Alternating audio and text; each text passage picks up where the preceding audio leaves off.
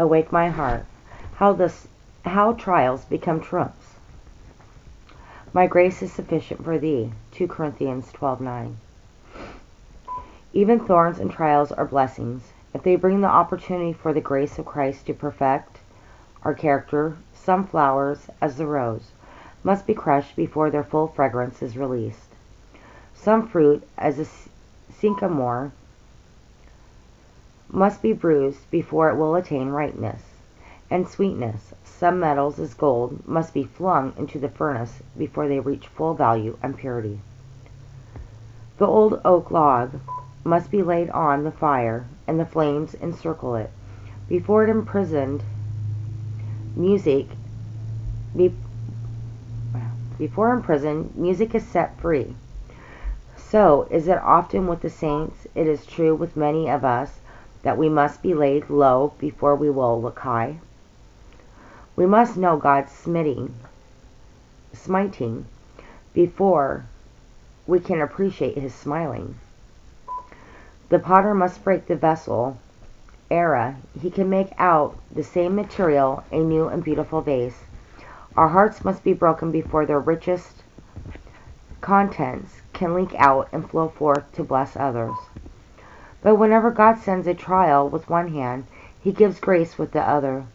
Thus trials become trumps, burdens become wings, affliction, instead of being a bed of thorns and a pathway of nettles, becomes a quilt of roses.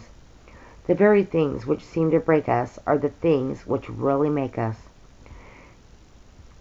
Euroclydon blows its tempest upon us. We shall be dashed in pieces on the rock-bound coast. We shall be strangled in the hidden reef.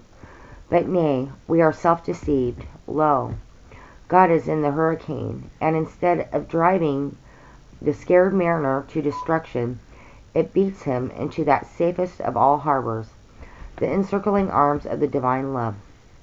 Yes, it is so. Trials, tribulations, adversities are often our biggest benedictions. Blessings in disguise, angels garbed in black for a small moment, messengers from heaven, come to make us more like our captain of salvation, who himself was made perfect through sufferings. The thorny crown was in the plan for Jesus, but the thorns had given place to diadems. The cross was the step to the throne. It is God which worketh in you, both to will and to do of his good pleasure. However jagged the thorn, it is blessing if it bleeds away our selfishness, and Jesus himself has said, "My grace is sufficient for thee." His grace is great enough to meet the great things, the crashing waves that overwhelm the soul, the roaring winds that leave us stunned and breathless, the sudden storms beyond our life's control. His grace is great enough to meet the small things, the little pinprick troubles which annoy, the insect worries buzzing and persistent, the squeaking wheels that grate upon our joy. My grace is sufficient for thee. Oh, what a wondrous promise this is. The more one thinks upon it, the more glorious it becomes. We are such unutterably needy creatures that only God himself can know the measure of our need. And God himself in Christ Jesus pledges to meet us at every point of our need. The promise is in the present tense. My grace is sufficient. His grace is sufficient now.